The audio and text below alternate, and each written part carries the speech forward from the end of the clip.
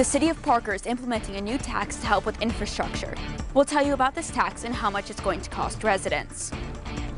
Also, one man is dead after a shooting at a gentleman's club earlier this morning. Find out why no one's being charged with the crime. Panama City officials have plans to repaint and reopen the McKinsey house. We'll tell you when the historical home is expected to be open for the public. Live with the news where you live, this is News 13 at 10. Parker City officials have been struggling to pay for hurricane repairs and infrastructure improvements. Tonight, they came up with a way to raise some money, a tax increase. News 13's Cortney Evans is live in our studios tonight. Courtney, what kind of tax did commissioners pass? Amy, tonight they passed the city's first ever ad valorem or property tax. Surprisingly, most of the residents that attended the meeting supported the tax.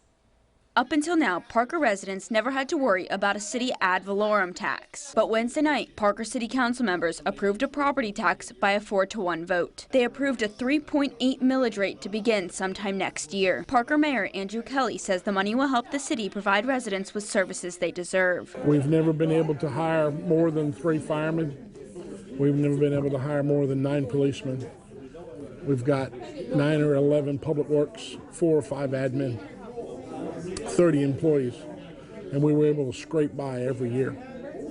Been the mayor almost 2 years, and in the last year, the public works director, along with others from the Florida Rural Water, have showed and convinced me the failure of the infrastructure in the city. The majority of residents who spoke were in favor of the new property tax. I'm an anti-tax guy. I do support it. It's going to cost me some money. And I realize that. We want to save the city. We have to look forward. But at least one resident is concerned about the tax's impact on senior citizens. We can't take no more. We're not making any more work. We can't take our grocery store, our everything else can't take no more.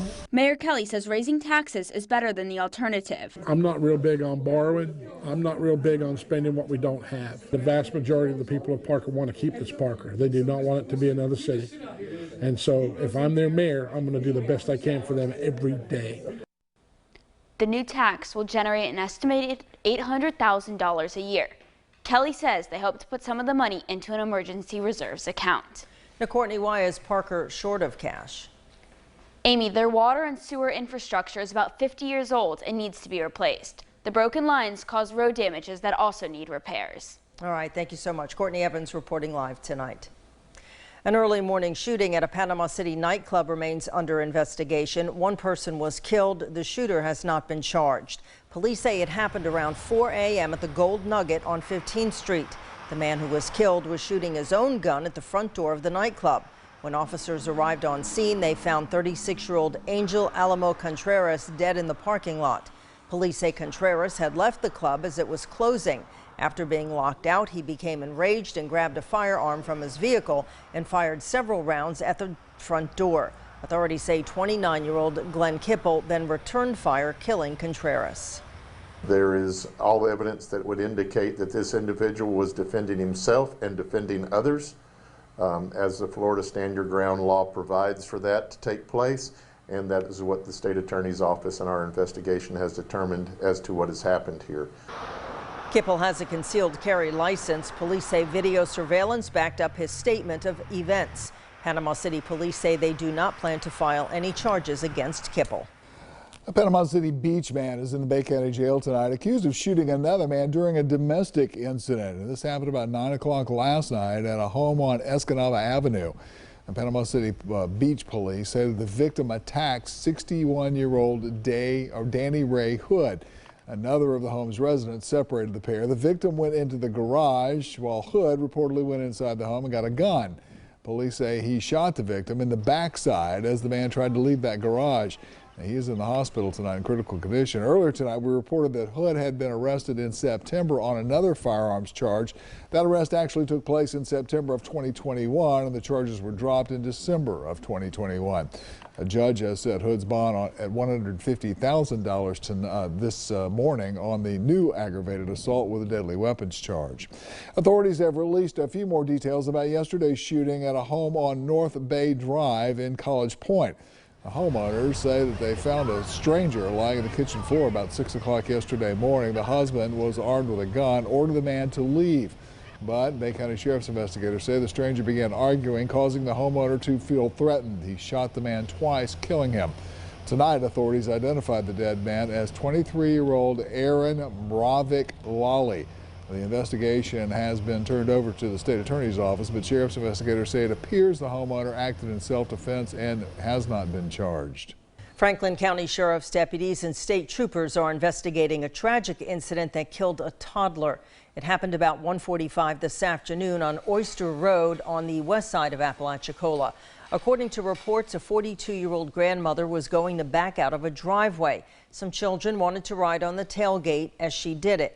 Apparently, the woman didn't know a 14-month-old was under the rear wheel and accidentally backed over the child. She died at the scene. Authorities are still looking into that accident.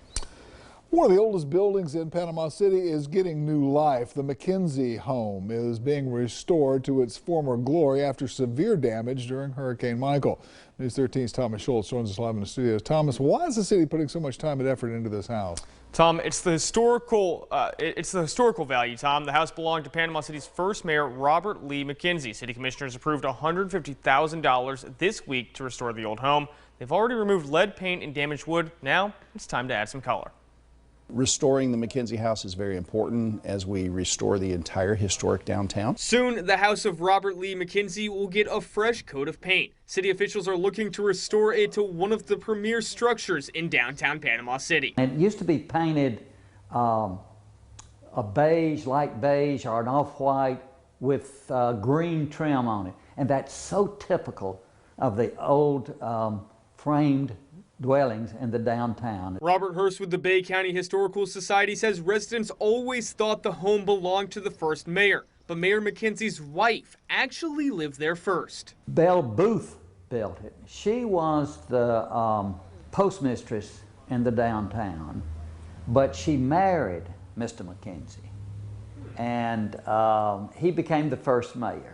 He says McKinsey was an influential person in the area before it was incorporated into Panama City in 1909. He was a landowner. He was a part of the development that took place. City manager Mark McQueen says it's been a long process, renovating the home back into a place the public can use. We had to go back and shore up posts, put in support beams, those types of things, which had to be done to make sure that it was a safe facility for the public. And that's our intent, is to get this, the house restored, get it back out into the public domain so that it could be used. Once the house is repainted, McQueen says the city will restore the original furniture and place it back in the home. The city plans to host tours and hold small concerts in the home as well. Thomas, when's this expected to be opened up to the public? McQueen's hoping the home will be open early this spring. Well, look forward to that. Thanks, Thomas. Thomas Shults reporting live in our studios. Now, your Viper First Look forecast, sponsored by Peden Air Conditioning, Plumbing, and Electrical. Some shower activity still holding on, and we're going to keep that as we go through the rest of tonight as well. You can see the raindrops hitting the tower cam here. It is pretty spotty, but it's been pretty consistent across the same areas. You'll know what I mean in just a second when I pull up the radar. But at the moment, mostly cloudy at the airport, 66 degrees. Dew point at 64. We're only going to fall down the lower 60s. We'll see that sunrise tomorrow 1 minute earlier than it was today. Same thing for the sunset. It'll be 2 minutes later than it was today. But that shower activity, stubborn. Just enough convergence right along the boundary of the return flow moisture for that shower activity to hold on. It's not widespread, but many of us that have seen the showers, well, you're getting it consistently. We'll talk about better chances of rain across the entirety of the area with a cold front. Promises to bring colder conditions, maybe some storms. I'll have those details in a few minutes. Thank you, Ross. Florida cabinet members will consider a proposal next week to buy more than 12,000 acres in Liberty County. The property is one of 6 parcels the state would buy under the Forever Florida Conservation Program. The Liberty County land consists of 12,436 acres owned by Tupelo AG LLC. It's located along Highway 20 east of Bristol and Tolosia Creek and is home to 3 ranches.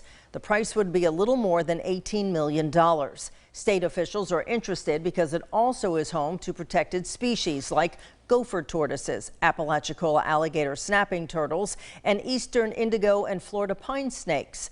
If the cabinet approves the deal, the Florida Fish and Wildlife Conservation Commission would manage the land for outdoor recreational and educational opportunities. Panama City Beach will have a new attraction this year for tourists and locals alike. Legacy Golf on Back Beach Road will soon be home to a Big Shots golf location. Big Shots Golf is a tech-driven family entertainment experience for avid golfers and beginners. Imagine a virtual reality driving range combined with a sports bar, but it's a lot more than that. The new attraction will be built on 12 acres off of Fairway Boulevard. It's kind of where that existing driving range is there on Back Beach Road. It will be the 9th Big Shots location worldwide. Company officials holding a news conference tomorrow to release more details. Disney World is making changes that could benefit visitors ahead of the grand opening of its newest ride. Some of these changes include free self-parking. That's if you book a stay at one of their resort hotels. Later this year, annual pass holders will be able to enter the park after 2 p.m. without a reservation. And if you purchase the Disney Genie Plus service, you will receive digital downloads of photos taken on attractions for free. The much anticipated Tron Light Cycle ride, by the way, opens in April. They are also bringing back Disney weekday magic tickets for a limited time for Florida residents. The offer is for 2-, 3-, and 4-day passes. Standard one-day tickets to the park typically range from $109 to $189. Now, residents get a 2-day pass for $175. That's about $87 per day. The promotion runs through April 27th and comes as Park celebrates its 50th anniversary. Not to be outdone, Universal Studios executives announced that they'll be opening a new theme park in Frisco, Texas, near Dallas. Universal's entertainment group says that the 97-acre park will be about a quarter of the size of Universal Orlando. The park will be geared towards families with young children, ages 3 to 9 roughly, with a 300-room hotel and 4 or 5 different theme lands. The average family will stay 1 to 2 days. Universal still needs city approval, then several years to build that park. Speaking of Universal Florida, the corporation says it'll build a Sunrail station at the Orange County Convention Center near the site of Universal's upcoming Epic Universe Park. The theme park is donating 13 acres of land for the station. The expansion will help complete a Sunrail connection between the Orlando International Airport and the Orange County Convention Center. The Sunshine Corridor will also connect residents and visitors to the privately run Brightline intercity rail system currently serving Miami, Fort Lauderdale, and West Palm Beach. Guitarist and musical icon Jeff Beck has passed away. We'll tell you more about his life and legacy and the impact he had on the world of rock and roll. And we're remembering a German supermodel who also passed away today. We'll talk about her career on the runway.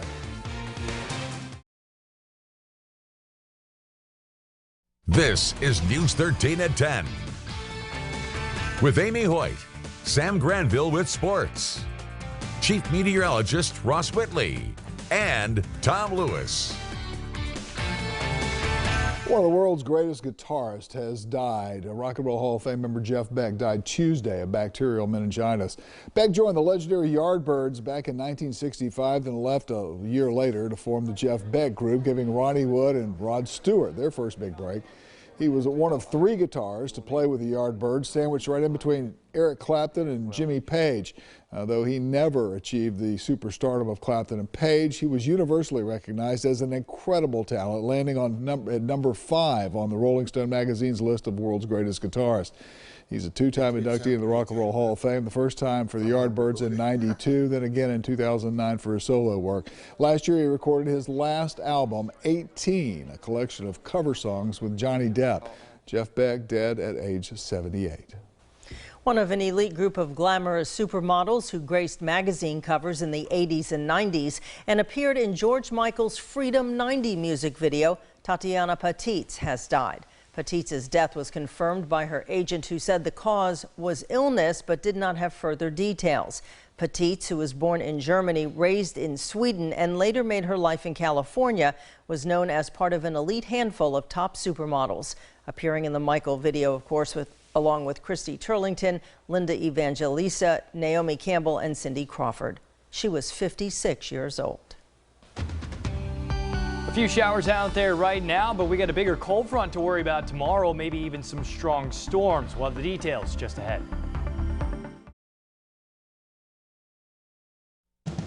Now, Chief Meteorologist Ross Whitley with your first alert forecast.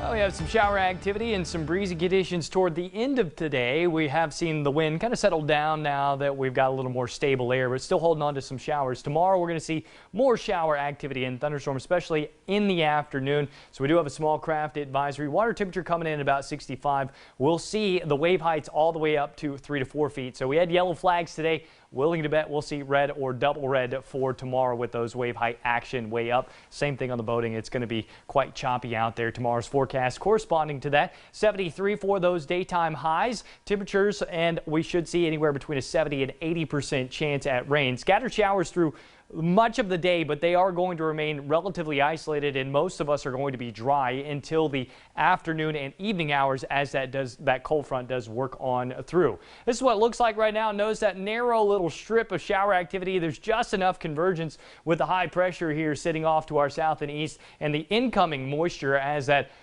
system starts to really ramp up. You can pick that out. Nice cyclonic spin there. Pretty potent little shortwave as well. Typically don't see stuff that looks like that this time if you're across the middle of the U.S., but certainly getting that now, and it's helping to pull all that warm air off of the Gulf of Mexico out of the south up north. 66 now in Panama City and Memphis, 71 in New Orleans, 70 in Houston. We've got 73 in Dallas as well. So nice and warm across the area. 67 Apalachicola, 63 in Tallahassee, 68 in Blountstown, 64 in Marietta. How about the rain? Again, it is isolated. It's just this little narrow strip, but it has been consistent, not really moving a whole lot north or south or east or west, just kind of hanging out across the same area because it's right where that convergence is. It does look like it's trying to give up at least a little bit as you look further off to the south and west, but we'll hold on to some spotty shower activity. For the day tomorrow, the severe threat, that's where the slight risk is, and that's in the yellow category. That's a 15% chance of severe weather. For our area in the green shaded area, it's just a 5% chance. So we could see severe weather, but overall risk is low. And if we are going to get severe weather, it's probably just going to be storms that produce damaging winds. Tornado threat is less than 2%. So this is not something where we're concerned about widespread severe weather across the area. But with that cold front working across, it's possible we could see a storm produce some damaging winds as it does work on through. And it will be a potent cold front. It's going to be a narrow band of thunderstorms as it does work across. This will be late in the afternoon. Note 2 o'clock there. See the broken line of showers becoming more of a consistent line as it approaches Panama City. And then by the time we get to midnight, it'll be moving offshore in Franklin County and further off to the south and east. So we'll bring in the cold air and we'll see those temperatures really fall. We're only going to climb into the mid 50s for our Friday and our Saturday. Overnight lows down into the lower 30s. For even the coastal areas. Inland areas expecting a freeze both Friday night and Saturday night. Not a hard freeze. We're not talking about where you need to protect pipes or anything like that, but certainly it is going to be much, much colder. And the good news, if you don't like the cold, you don't have to wait long. Just Monday, we'll be back up into the upper 60s. It looks like our friends to the east over in Franklin Liberty might be at a little more at risk. Yeah, I think the line might get a little more organized as it progresses on through. So that might be the area where we do see the wind happen out of those thunderstorms. So we'll keep a close eye on it tomorrow evening. Absolutely. All right. Thank you, Ross. Well, Arnold boys soccer playing their first match as the #1 team in the state. You'll see if the Marlins could fend off county rival Mosley on senior night. Now, Sam Granville with your sports update. It's a historic era for Bay County soccer as the Arnold boys are the second-ranked team in the nation. It was senior night for the Marlins, and what better way to spend it than facing your county rival Mosley. Arnold's fearless leader Jonah Hammond recently being nominated for the National Coach of the Year. His crew doing well to make him a consistent winner. Just 3 minutes in, Sandra Richards fouled inside the box, gets a penalty kick, and it goes in no problem, taking an early 1-0 advantage. Trying to double the score, Fernando Granillo takes the corner, but Balian Murchison is going to take a leaping save to block the header. He would stop the second corner as well. Then just over 10 minutes in, Arnold's going to be full throttle ahead. Zach Gunning going to make a move in the box, going to strike with the right foot. Good luck stopping that kind of power. The senior picking up his first goal of the night. And they might be up 2 goals, but the Marlins, they're not done attacking. Hunter Griffin lobs one into the box. It's going to be intercepted by a Dolphin, but the defensive effort turns into an assist. To guess who? It's Zach Gunning once again. Arnold goes into the half up 3-0, and they would take over for an 8-0 Mercy Rule victory on senior night. Florida's top-ranked team tallying their 12th win of the season. On high school basketball, a school with a rich basketball history is trending back toward the top of the leaderboard. And as News 13's Kaleigh Tingelstad tells us how now both Chipley teams are reclaiming the throne here in the Panhandle. The Chipley girls basketball team is ranked #1 in Class 1A, and the undefeated boys team is sitting at #2. I really don't know when the last time Chipley was ranked this high, or even like on in the rankings in basketball, but like it's very exciting though, just for the community to come and watch us play at every game and for us to show out. Chipley alum and boys head coach Dwight Kennedy says there is no place he would rather be. I would say this is my dream job. Some would say I'm crazy, but this is my dream job, and this is what I came here to do, to be a part of these kids' future. The last time the Tigers saw this kind of success was when Atlanta Hawks guard Trent Forrest was wearing blue and gold. I mean, everybody knows the history about Chipley High School and how, dominant the basketball used to be. Just to bring it back and just to have that feeling just back on campus, it's a great thing. While there might not be an NBA-level talent on the boys team, Kennedy says this year's success can be credited to the 4 seniors leading the way.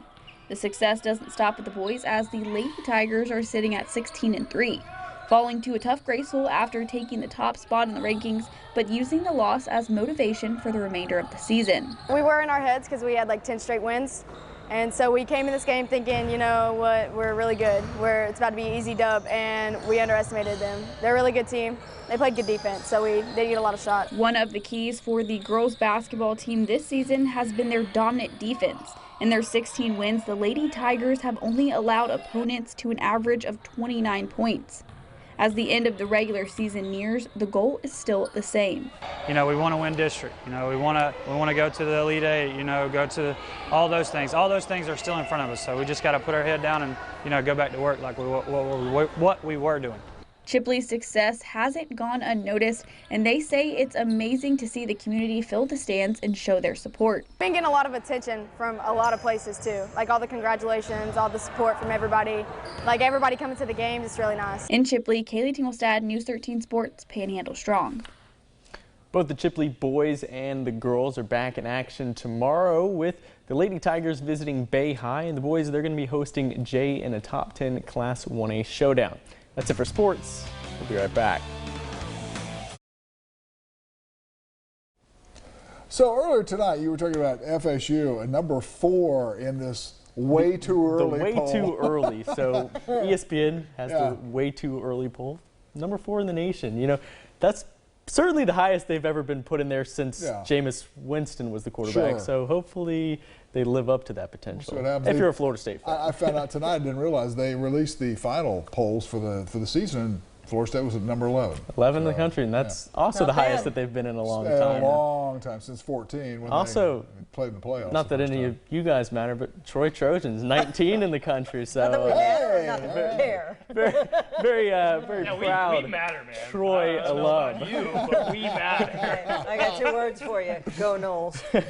All right, Ross, it's up to you now. Yeah, we got some showers still hanging on out there. We're going to hold on to the shower activity through probably tomorrow. It is going to remain relatively scattered and isolated until we get into the afternoon and evening hours. That's when the cold front comes in. Isolated severe storm is certainly possible, so if you don't have the Storm Track 13 app, download it. It can be very handy. You'll get alerts and notifications when lightning nearby, as well as when severe thunderstorm or tornado warnings or watches are posted. So it is handy. I use it all the time. You should use it too. That's not just me pitching, but really, actually, it's true. So that's where you get your weather? Yeah. You get it from yourself. I put the weather on there, but I do use it all the time. It's very handy. And folks down on the eastern side of the viewing area, keep an eye on it the next day or so. Yeah. All right. Thanks, Ross. Thanks for having me, Simper News, everyone. We'll see you tomorrow on Thursday.